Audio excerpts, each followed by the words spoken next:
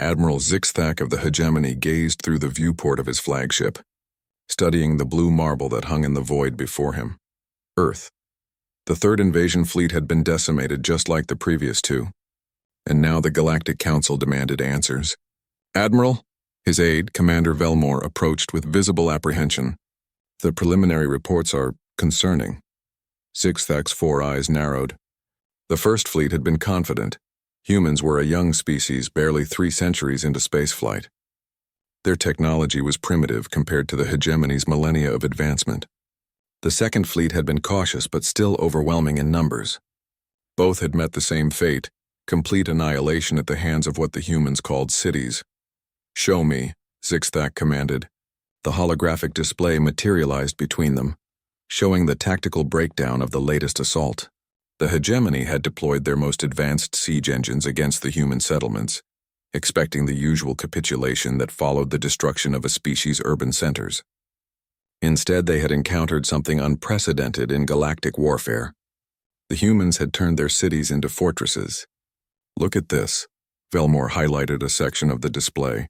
"This is what they call New Tokyo. Our bombardment should have reduced it to rubble within minutes. Instead, the recording showed energy shields erupting from seemingly innocuous buildings, creating an interlocking web of protection. But that was only the beginning. As the hegemony's ground forces advanced, the city itself had awakened. Skyscrapers transformed, their facades sliding away to reveal massive weapons emplacements. Underground networks had disgorged automated defense systems that moved through the streets like a mechanical immune system. "They weaponized their entire civilization," Zixthak muttered in disbelief. "It gets worse, Admiral." Velmore's voice carried a tremor. "Analysis suggests these modifications weren't recent. Archaeological scans indicate they've been building like this for over 2 centuries. Every single major population center is the same, a fortress disguised as a city." The display shifted to show orbital reconnaissance of human settlements across 6 continents. Each dot representing a city pulsed with the energy signatures of advanced defensive systems. There were thousands of them. "How is this possible?" Zixthak demanded. "No species fortifies their entire civilization. Cities are meant for commerce, culture, living. This level of militarization should have crippled their society." A new voice spoke from behind them. "That's where you're wrong, Admiral." Both officers spun to see a human woman standing calmly in their command center. She wore simple clothing, but her presence radiated an unsettling confidence. Security alarms should have been screaming, yet somehow she had materialized undetected on the flagship of the most advanced military in the galaxy.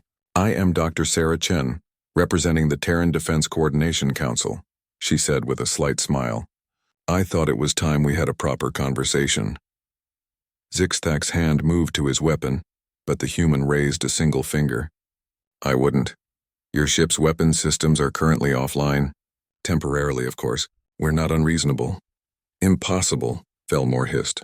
"Our security is quite good," Chen interrupted politely.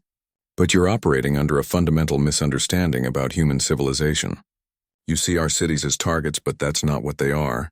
They're not just where we live. They're how we fight." The hologram shifted without any visible input from Chen, now displaying a cross-section of a human city. The underground levels went down impossibly deep, revealing manufacturing centers, resource stockpiles, and transportation networks that connected not just buildings, but entire continents.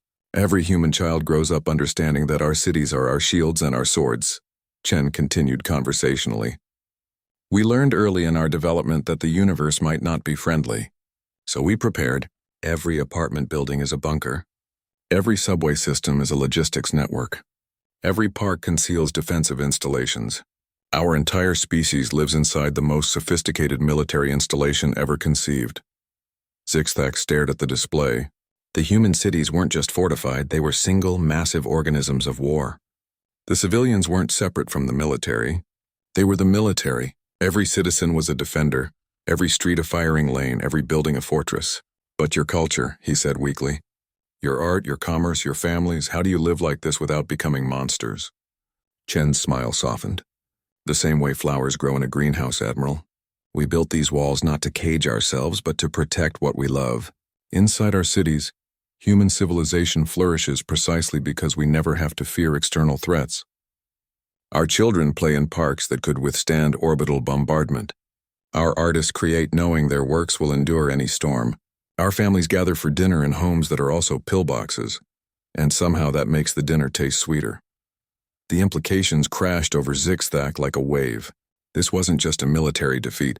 It was a fundamental miscalculation about the nature of humanity itself. They hadn't conquered a hostile galaxy through aggression. They had made themselves unconquerable through absolute preparation. "What do you want?" he asked. "The same thing we've always wanted," Chen replied. "To be left alone to live our lives. But if you insist on trying to break our walls..." She gestured to the hologram showing the wreckage of 3 invasion fleets. "Well, you've seen how that works out." She began to fade, some form of advanced teleportation technology extracting her from the ship. "Admiral," her voice echoed as she vanished. "Every army that has ever marched against human cities has learned the same lesson. We don't just live in our cities live in us, and they're very, very protective parents." As her presence disappeared completely, the ship's systems came back online. Zixthack stood in stunned silence, staring at the blue world that had just demonstrated why it would remain unconquered. In the depths of space, Earth's cities pulsed with quiet light, patient and eternal, waiting. Word count, $1,000.